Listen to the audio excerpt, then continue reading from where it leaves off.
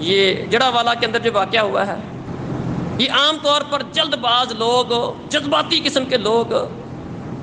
اور جنہیں مذہبی جنونیت لاحق ہوتی ہے، اس طرح کے لوگ اس طرح کے معاملات کرتے رہتے ہیں۔ یہ جو ہمارے آپس کے اندر دین اسلام کے اندر مختلف گروہ بنے ہوئے ہیں،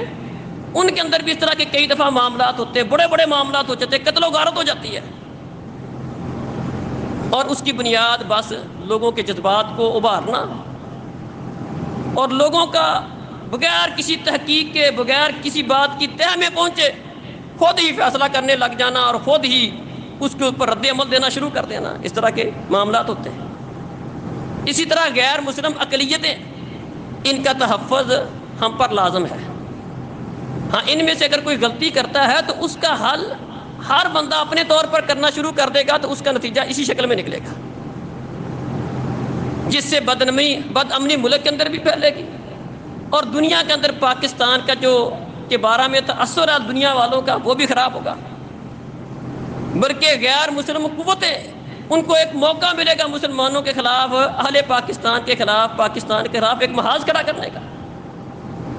تو یہ قطعاً ہماری شریعت کا طریقہ کار نہیں ہے کہ اس طرح کوئی جذباتی معاملات کر لینا، یہ بھی اس جلد بازی کا نتیجہ ہے۔ جلد بازی کا نتیجہ فوری طور پر بات ہوئی ہے، کیسے ہوئی ہے، کس نے کی ہے، قصور کس کا ہے، اس بات کی تہہ میں پہنچے بغیر خود ہی مدعی اور خود ہی منصف اور خود ہی سارا کچھ کر کے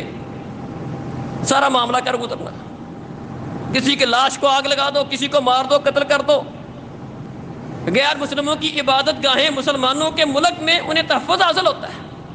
حق نہیں پہنچتا عوام کو کہ جا کر کسی غیر مسلم کی عبادت گاہ کو جا کر جلا دے، راکھ بنا دے، حق نہیں پہنچتا۔ یہ ہماری شریعت ہے۔ اسی طرح کسی غیر مسلم کو خام کا، چاہے وہ مسلمان نہیں بھی ہے لیکن مسلمانوں کے ملک میں ہے، اقلیت کی شکل میں ہے، اس کی حفاظت مسلمانوں کی ذمہ داری ہے، ملک کی حکومت کی ذمہ داری ہوتی ہے۔ اس کو خود سے عوام کا نقصان کر دینا، کسی کو قتل کر دینا، کسی کے گھر جلا دینا، یہ قطعاً صحیح نہیں ہے۔ دین اسلام کی تعلیمات بھی اس طرح نہیں ہے۔ تو یہ نتیجہ بھی اس جلد بازی کا ہے۔